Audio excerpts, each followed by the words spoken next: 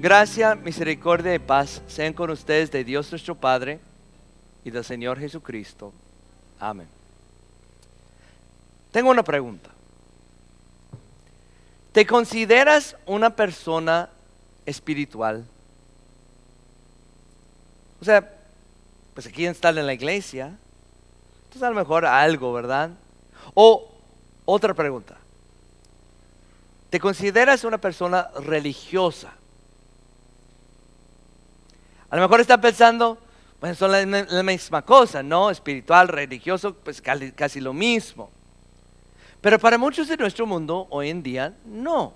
Fíjense que hay una parte de nuestra población que está creciendo. De hecho, muchos jóvenes hablan así, que dice, ahora, yo soy una persona espiritual, pero no soy religioso. Soy una persona espiritual, pero no soy religioso. Lo que quieren decir es que se consideran espirituales, que les gusta pensar y hablar de cosas espirituales. O sea, les gusta tener conversaciones profundas de quién es Dios, o hablar de cosas espirituales como ángeles y demonios y fantasmas. O sea, se consideran espirituales, pero no religiosos. Religioso quiere decir que uno pertenece a una religión o a una iglesia. Ser religioso significa pues llevar a cabo ritos religiosos. Significa que uno dice que su Dios es el único Dios. Y hay personas en este mundo que no quieren ser religiosos. Porque hasta que hoy en día la palabra religión ha llegado a ser como mala palabra con ciertas personas. O sea que para muchos la religión es algo estricto e intolerante, que hasta que la religión es racista, que la religión está cerrada, que evita que la gente llegue a ser realmente espirituales. Y la gente que habla así, por lo general son personas que han sido lastimados por una iglesia, por algunos cristianos que no se han portado como deben. Entonces culpan a la religión, culpan a la iglesia. Dicen que la religión evita que las personas sean verdaderamente espirituales.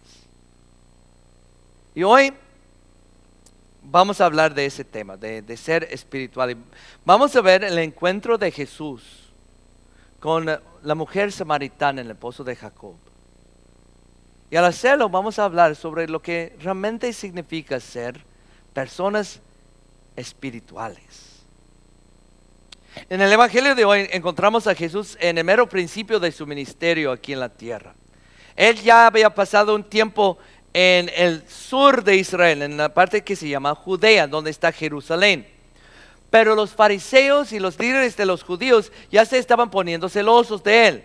Entonces él decidió volver al norte, al lugar llamado Galilea, donde él creció. Pero hay que entender que entre Judea en el sur y Galilea en el norte hay un territorio que se llama Samaria. Y la gente de Samaria no eran judíos como Jesús, se llamaban samaritanos. Y los samaritanos eran una mezcla de muchas partes, porque años antes, en el año 722 antes de Cristo, los sirios habían llevado al cautiverio a los israelitas de ahí y trasplantaron a otras personas ahí. Entonces, los samaritanos realmente eran una raza mezclada. Y su religión realmente era una mezcla entre el paganismo y el judaísmo. Lo que quiero decir es que ellos sí sabían algo del verdadero Dios. Tenían una idea de él, sabían algunas de las historias del Antiguo Testamento, pero habían mezclado muchos dioses y otras cosas y realmente no conocían ni creían en el verdadero Dios. Oh, y una cosa más, los samaritanos y los judíos se odiaban. Ustedes saben cómo está la situación hoy en día en Israel, que los judíos y los palestinos siempre están peleándose. Pues era mucho peor en aquel entonces. De hecho, les dije que Judea estaba en el sur y Galilea en el norte y los samaritanos en medio. Los judíos, si iban a viajar entre Judea y Galilea, rodearon todo ese territorio caminando 2, 3 días más para no tener que atravesar el territorio de los samaritanos. Pero Jesús no, Él iba directo por Samaria y llegó a un pueblo llamado Sicar. Y ahí Él se sentó afuera en un pozo que estaba justo afuera de la ciudad. Era un pozo muy, muy profundo, muy viejo, conocido como el pozo de Jacob. Haz de cuenta que Jacob, el nieto de Abraham, le había dado ese pozo a su hijo José 2000 años antes. Jacob y sus hijos habían usado ese pozo. O sea, la gente samaritana de Sicar estaban muy orgullosos de su famoso pozo. Entonces Jesús estaba ahí cansado, era el mediodía, los discípulos habían entrado en el pueblo para comprar comida, pues estaba el sol el día y de repente salió una mujer samaritana del pueblo para sacar agua del pozo. Y la verdad el encuentro hubiera sido muy incómodo porque ella se hubiera dado cuenta que Jesús era judío y lo hubiera visto con ojos de sospecha y luego Jesús hizo lo impensable. Él habló con ella y le pidió algo de beber. Y ella se asustó. Ella dijo: ¿cómo se te ocurre pedirme agua si tú eres judío y yo soy samaritana? Pero Jesús le dijo: si supieras lo que Dios puede dar y conocieras al que te está pidiendo agua, tú le habrías pedido a Él y Él te habría dado agua que da vida. Y ahora ella estaba más confundida, o sea, ¿cómo? Él ni tenía nada para sacarle el agua del pozo. El pozo medía como unos 150 pies de profundidad. ¿Cómo él iba a sacar agua? Y podemos escuchar un poco de sarcasmo en su respuesta. Ella dijo: ¿acaso eres tú superior a nuestro padre Jacob, que nos dejó este pozo? Y eso es cuando Jesús llegó al meollo del asunto. Él dijo: todo el que beba de esta agua del pozo volverá a tener sed. Pero el que beba del agua que yo le daré no volverá a tener sed jamás, sino que dentro de él esa agua se convertirá en un manantial que brotará para vida eterna. Pero aún así ella no entendió de qué hablaba. Todavía pensaba que estaba hablando del agua física, del agua del pozo. Y ella dijo: Señor, dame esa agua para que no tenga que volver a sacar agua todos los días de este pozo. Y es cuando Jesús cambió del tema. De repente dijo: ve y trae tu esposo. Yo no tengo esposo. Es cierto. No tienes esposo. Has tenido 5 esposos. Y el hombre con quien estás viviendo ni es tu esposo.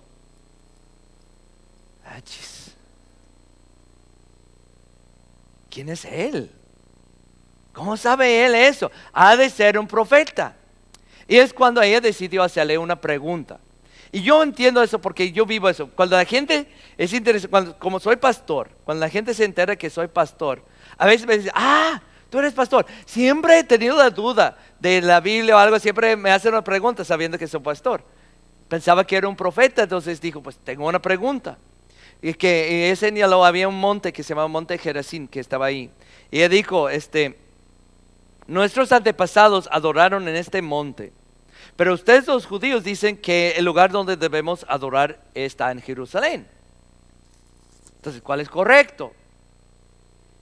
Y eso es cuando Jesús le enseñó a ella y nos enseña a nosotros lo que significa ser realmente espirituales. Porque Él dijo: créeme, mujer, que se acerca la hora en que ni en este monte ni en Jerusalén adorarán ustedes al Padre. Ahora ustedes adoran lo que no conocen. Nosotros adoramos lo que conocemos, porque la salvación proviene de los judíos. Pero se acerca la hora, y ya ha llegado ya, en que los verdaderos adoradores rendirán culto al Padre en espíritu y en verdad. Porque así quiere el Padre que sean los que le adoren.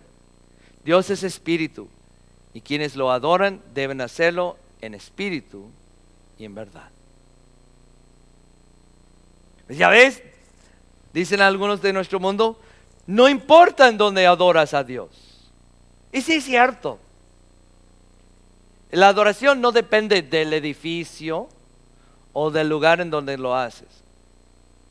Tampoco depende de tus actos por fuera. La verdadera adoración se hace en espíritu. La verdadera adoración es que tu espíritu está conversando con Dios mismo.